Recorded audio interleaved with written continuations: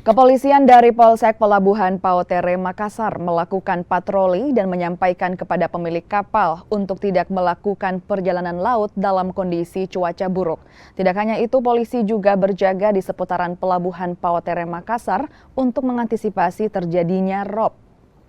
Sebelumnya, Badan Meteorologi, Klimatologi, dan Geofisikan Makassar telah mengingatkan waspada cuaca buruk yang melanda wilayah Sulawesi Selatan mulai tanggal 12 hingga 16 Februari 2023.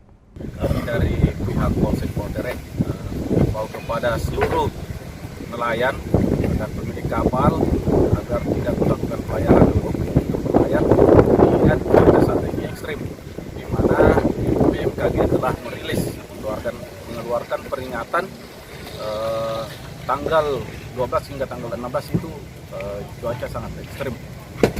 Jadi kembali kami ingatkan, kami